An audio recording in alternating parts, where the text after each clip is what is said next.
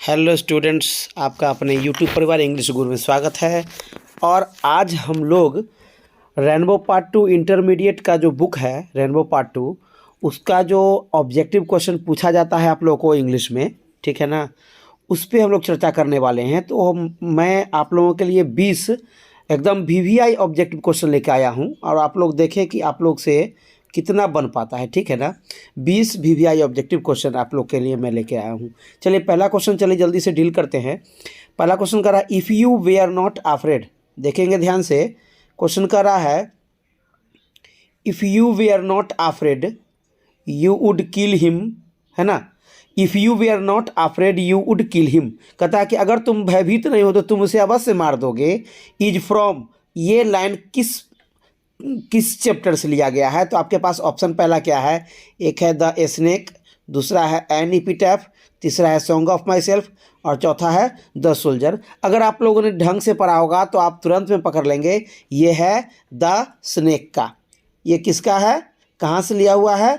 The snake का लिया हुआ है, कन्फर्म है ये ना। जहाँ राइटर जाता है रात के समय में पानी पीने के लिए वाटर ट्रफ के पास और वहाँ देखता है कि पहले से एक काला बड़ा लंबा सांप जो है पानी पी रहा है ना, तो उसके अंदर से आवाज़ आती है कि if you way are not afraid you would kill him ना। इसलिए आपका ऑप्शन क्या हो जाएगा? कन्फर्म ए, ठीक है। चलिए अब आप क्वेश्चन नंबर 2 पे चलते हैं।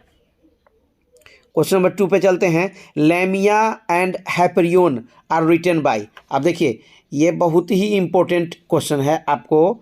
जैसे कि जब हम लोग चैप्टर पढ़ते हैं तो जो हम लोग इंट्रोडक्शन पढ़ते हैं उस लेखक या पोएट का, तो वहाँ पर ही लिखा रहता है, वहीं से ये क्वेश्चन है। Lamia and Hyperion are written by.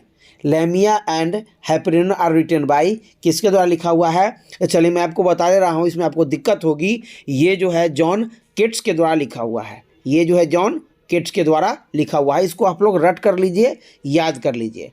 Lamia and Hyperion are written by किसके द्वारा लिखा हुआ है? तो जॉन केट्स के द्वारा लिखा हुआ है। चलिए स्टूडेंट्स क्वेश्चन नंबर 3 पे चलते हैं।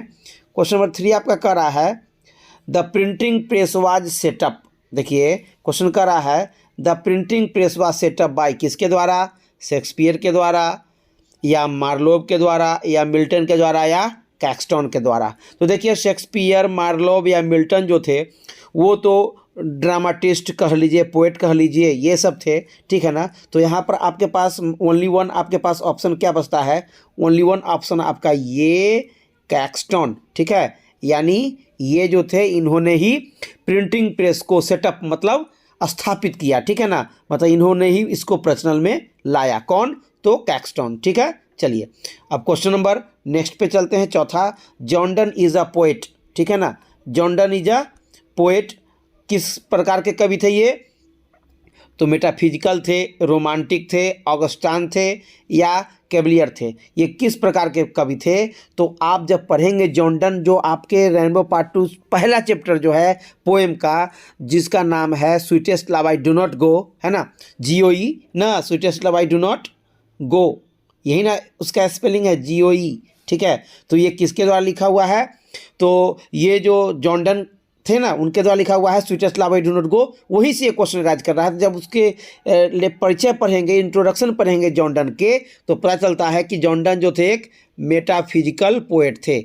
मेटाफिजिकल पोएट थे, यानी आपका आंसर कन्फर्म क्या हो जाएगा? मेटाफिजिकल। इसको याद कर लीजिए, John Donne is a metaphysical poet, ठीक है। चलिए क्वेश्चन नंबर 5 पर चलते हैं। सिगानायोया इज अ सेलिब्रेटेड, है ना, सिगानायोया is a celebrated dash short story writer. देखिए जब आप ये कहानी जब पढ़ेंगे आप अपने इंटरमीडिएट सेकेंड ईयर का, तो उसमें एक चैप्टर है आपको द आर्टिस्ट ना, जिसमें सेइबई नामक एक बालक रहता है जो कद्दू इकट्ठा करने का शौकीन रहता है, ठीक है ना। उसका नाम क्या है? The artist. उसी से लिया हुआ है, जिसको सिगानायोया ने लिखा था। तो सिगानायोया कहाँ की लेखिका थी? तो is a celebrated Japanese short story writer. Is a short, है ना, जापानीज शॉर्ट स्टोरी राइटर। तो यहाँ पर क्या भरेंगे? जापानीज, ठीक है। आपका ऑप्शन क्या हो जाएगा? Japanese short story writer. तो चलिए स्टूडेंट्स क्वेश्चन नंबर फिर 6 पे चलते हैं। अब कर रहा है क्वेश्चन आपका द वेंडरिंग होस्ट, है ना, the wandering host lights dash passer by. अब देखिए जब आप पढ़ेंगे पोएम को तो आपको पता चलेगा कि एक कविता आपको पढ़ना है जिसका नाम है फायर हैम ना, यानी अग्निगान, अग्नि स्तुति या अग्नि प्रशंसा गान, जो उसका नाम कह लीजिए। तो the wandering ghost lights dash passer by, saddened nervousness killed नहीं, फ्राइटेंड पासर बाई। क्या होगा? Frightened passer by. यहाँ पर क्या भर देंगे? फ्राइटेंड पासर बाई, ठीक है ना। यहाँ पर क्या पढ़ेंगे? फ्राइटेंड पासर बाई, ठीक। चलिए अब क्वेश्चन नंबर नेक्स्ट चलते हैं, क्वेश्चन नंबर 7 पे हम आते हैं। क्वेश्चन नंबर 7 मेरा कह रहा है Mark Twain and Henry James are dash novelists. ये कहाँ के उपन्यासकार थे? Mark Twain and Henry James Indian थे? नहीं। ब्रिटिश? नहीं। ऑस्ट्रेलियन? नहीं। ये क्या थे? तो अमेरिकन थे। इसको याद कर लीजिए, ठीक है ना, इसको बिल्कुल याद कर लेंगे। Mark Twain and Henry James are American ना, अमेरिकन नॉवेलिस्ट, अमेरिकन नॉवेलिस्ट, बिल्कुल अमेरिकन नॉवेलिस्ट याद कर लेंगे, ठीक है। अब क्वेश्चन नंबर हम 8 पे चलते हैं। Macavity was a cat of. चलिए फिर से आ गया टी.एस. इलियट के चैप्टर पे, जो आप लोगों ने पोएम पढ़ा होगा, Macavity is a mystery cat ना, Macavity is a mystery cat. तो क्या यहाँ पर कहा? Macavity was a cat of क्या? लेजीनेस, आलसीपन, सिंप्लिसिटी, साधारणपन से रिलेटेड, शाइनेस, मतलब कि ये शाई मीन्स क्या होता है? शाई नेचर का व्यक्ति कहता है ना, ये क्या कहते हैं उसको, क्या कहेंगे? शाई नेचर जो कहा जाता है, अरे जो ज़्यादा आदमी शर्म करता है, ज़्यादा है ना, झेपता है किसी चीज़ से, शाई नेचर का व्यक्ति है। तो शाइनेस होगा कि डेसिटफुलनेस? तो देखिए आपका आंसर क्या हो जाएगा? डेसिटफुलनेस। डेसिटफुलनेस मीन्स क्या होता है? धोखाधड़ी से रिलेटेड है ये, है ना। डेसिटफुलनेस मीन्स क्या हुआ? धोखाधड़ी। डेसिटफुलनेस मीन्स क्या हुआ? धोखाधड़ी, ठीक है ना, धोखाधड़ी। लिख नहीं पा रहे हैं ठीक से, ठीक है ना। तो यहाँ पे क्या हो जाएगा? डेसिटफुलनेस आपका बिल्कुल करेक्ट आंसर क्या हो जाएगा? डेसिटफुलनेस, ठीक है। चलिए क्वेश्चन नंबर नेक्स्ट पे चलते हैं। The middle English had dash dialects.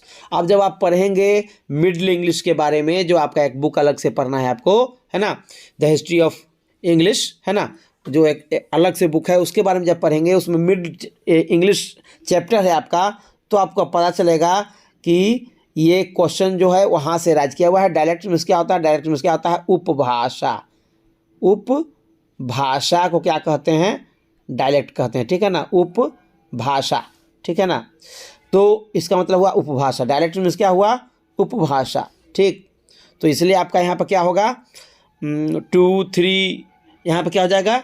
The middle English had 3 dialects. आपका ऑप्शन क्या हो जाएगा? 3, ठीक। अब क्वेश्चन नंबर 10 पे चलते हैं। Kamala Das has a respectable place in both English and dash literature. अब देखिए जब आप पढ़ेंगे माई ग्रैंड मदर हाउस, आपका जो पोएम है इंटरमीडिएट सेकेंड ईयर का रेनबो पार्ट 2 में, उसमें जब आप पढ़ेंगे तो पता चलेगा कमला दास जिन्होंने लिखा है ये माई ग्रैंड मदर्स हाउस, लिखा है ना, माई ग्रैंड मदर्स हाउस ना, my grandmother's house, my grandmother's house लिखा है, ठीक है ना।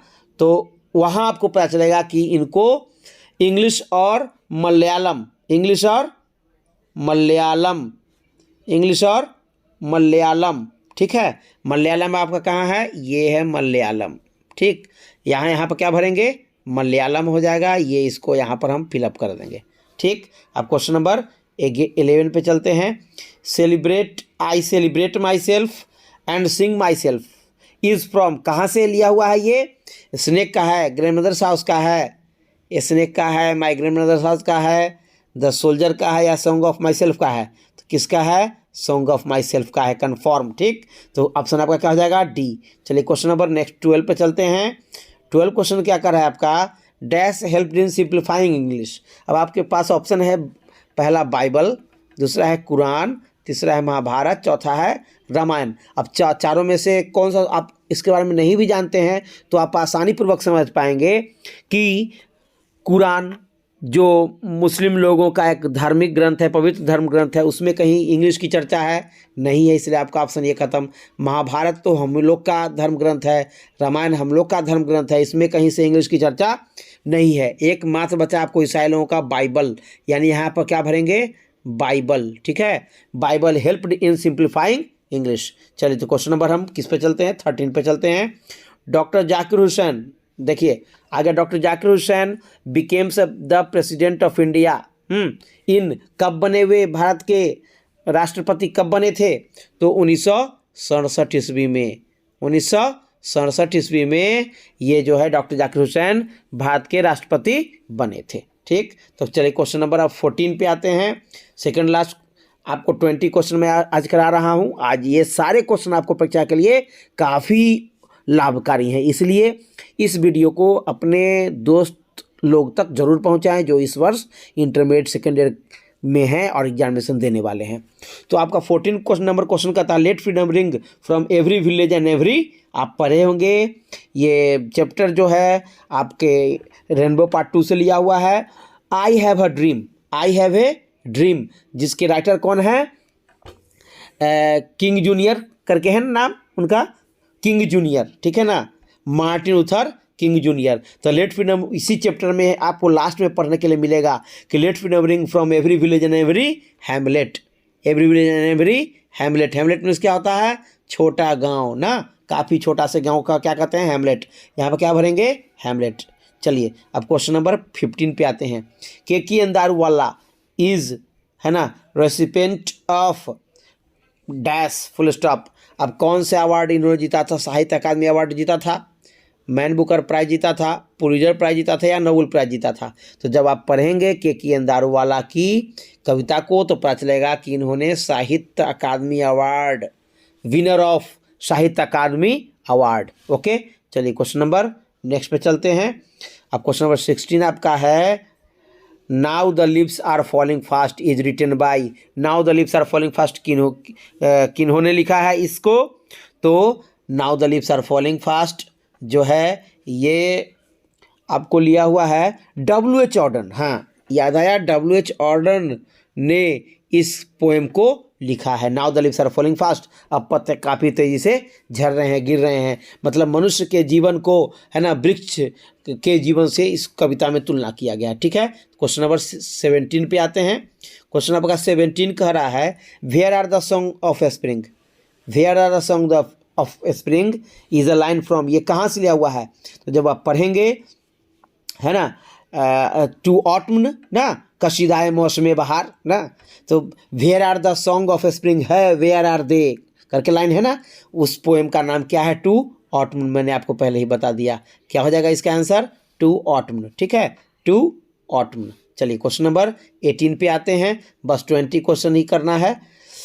Macavity is a friend in dash shape, bird shape, human shape, feline shape या इंसेक्ट शेप। क्या होगा यहाँ पर, फेलाइन। यहाँ पर क्या भरेंगे, फेलाइन को भरेंगे, यानी ये बिल्ली प्रजाति के लिए यूज किया गया यहाँ पर फेलाइन। ठीक है ना, इसलिए क्या लिखेंगे यहाँ पर, फेलाइन लिखेंगे।